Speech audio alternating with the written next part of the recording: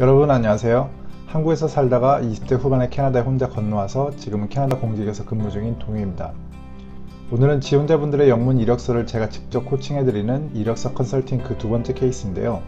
오늘 지원자분은 한국에서 플랜트 분야 기계 엔지니어로서 일하시면서 많은 업무와 잦은 회식 때문에 회사에 많이 매달리시다가 가족의 행복을 찾아 그리고 워라밸을 찾아 캐나다로 건너오신 분의 케이스입니다.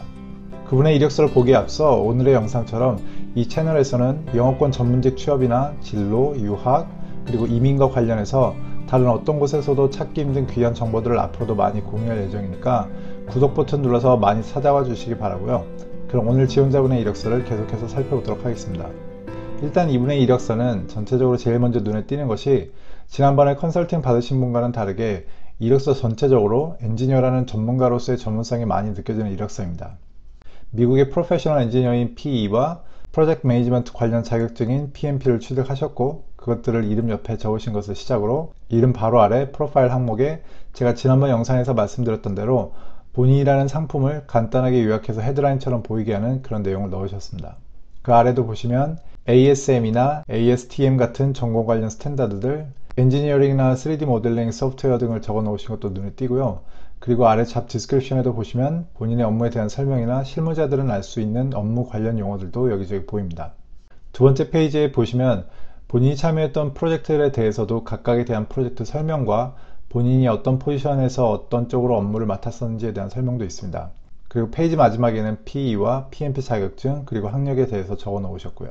자, 이렇게 전체적으로 그분의 이력서를 살펴봤는데요. 앞서 말씀드렸듯이 전체적으로 엔지니어로서의 전문성도 많이 느껴지고 전체적인 구성에 있어서도 현재 맞는 영문 이력서를 많이 알아오시고 고민을 많이 해서 만드신 흔적이 보입니다. 몇 가지 눈에 띄는 것이라면 첫 번째가 지난번 케이스처럼 이력서상의 한글 이름을 사용하고 계셔서 지난 영상에서 제가 말씀드린 이유로 영어 이름을 사용하시길 권하고요. 두 번째 역시 제가 지난 영상에서도 말씀드렸던 것과 마찬가지로 경력을 적으시는데 회사명만 적으시고 포지션명을 적지 않으신 게 눈에 보입니다. 물론 이분의 경우엔 한 회사에서만 일하기도 했고 이력서 초반에나 두 번째 페이지 프로젝트 설명에 메커니컬 엔지니어라고 여러 번 적어 놓으셔서 이력서를 보는 사람이 이 지원자가 어떤 포지션으로 일했는지를 쉽게 알아볼 수 있겠지만 그래도 기본적으로 갖춰야 하는 포맷이니까 경력을 적으실 때는 시작하는 부분에 반드시 포지션명과 회사명, 기간이 모두 함께 보이도록 하셔야 합니다.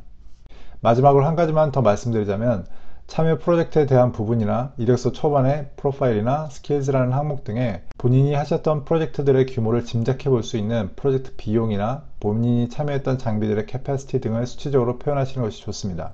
예를 들어서 첫 번째로 적으신 참여 프로젝트 내용을 보면 프로젝트 이름과 클라이언트, 국가, 본인이 참여했던 포지션명, 그리고 담당했던 장비들이 적혀 있습니다.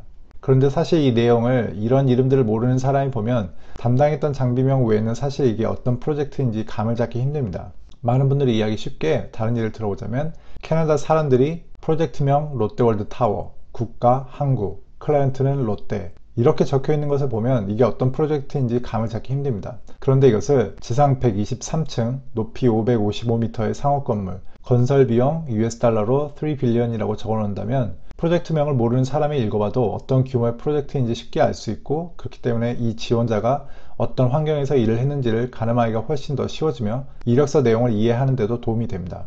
자, 이렇게 몇 가지 간단하게 짚어봤는데요. 사실 이번 케이스의 경우에 이력서 내용보다 더 중요한 게 있습니다. 영어권 국가로의 취업, 특히 전문직 취업을 위해 이력서를 쓰실 때 반드시 명심하셔야 하는 것이 영문 이력서는 내 이력을 단순 나열하는 것이 아니라는 것입니다. 이 이력서는 내가 타겟으로 하는 고객, 즉 타겟 회사가 나라는 상품을 선택하고 싶게끔 해야 하는 마케팅 도구로 보셔야 합니다. 그렇기 때문에 제가 전문적으로 이력서 컨설팅을 해드릴 때도 항상 그렇고 이번에 무료 이력서 컨설팅을 해드린다며 지원자를 받을 때도 본인이 타겟으로 하는 회사의 잡 포스팅을 함께 보내달라고 했었습니다. 그런데 이번 케이스분의 경우엔 타겟으로 삼고 지원까지 하신 잡 포스팅과 그 회사가 하는 일을 살펴보면 기계공학 분야라는 것만 비슷하지 실제로 하는 일의 성격은 굉장히 다른 잡 포스팅이었습니다. 지원자분은 플랜트 분야의 기계공학 일을 하셨고 지원하신 잡 포스팅은 제조 생산 분야의 기계, 메카트로닉스 혹은 산업공학 성격의 포지션이었습니다. 세세한 업무 내용을 비교해 봤을 때도 겹치는 내용이 별로 없었고요.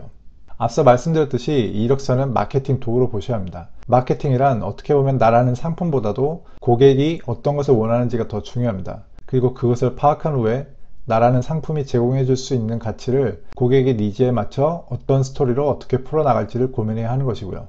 바로 그런 이유에서 타겟 잡 포스팅에 따라 본인의 이력서를 커스터마이즈 해야 하는 것입니다. 이번 분의 경우에는 이력서 자체만 보면 다른 한국 분들에 비해 잘 쓰여져 있는 편이지만 이 이력서를 타겟 잡 포스팅과 비교해보면 교차점을 찾기가 힘듭니다. 이런 이력서라면 고용주 입장에선 이 지원자가 이 일을 할 수 있을까라는 생각도 하기에 앞서 이 사람이 똑같은 이력서를 그냥 여기저기 막 내고 있는 게 아닐까, 잡 포스팅을 읽어보긴 했을까라는 생각이 들 수도 있는 것입니다.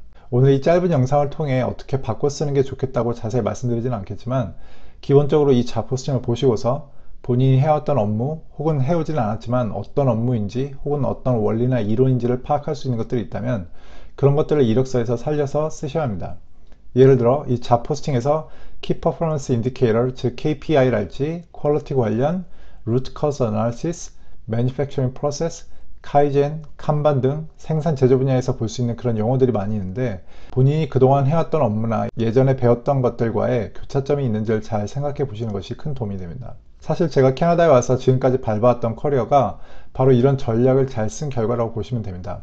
한국에서는 원래는 도시계획을 전공했었는데 캐나다 입국 첫 해에 놀이터 시설 설계와 토목 설계, 그 후에 입학한 컬리지에서는 건축을 전공했지만 취업은 다시 토목 설계, 그리고 그 후 대학원은 건설 관리로 갔다가 그 후 취업은 교통, 프로젝트 관리, 그리고 현재는 파이낸스에 이르기까지 굉장히 다양한 분야를 오가면서 캐나다에서 커리어를 쌓아왔는데 이런 식으로 꾸준히 이직에 성공하면서 잘 자리 잡을 수 있었던 건 결국 좀 전에 말씀드린 전략을 꾸준히 잘 구사해왔기 때문입니다. 물론 그런 전략을 쓰면서도 굉장히 많은 잡 포스팅들을 보고 분석하면서 서로 다른 전공 분야에 대해 이해하면서 많이 지원을 하기도 했고요.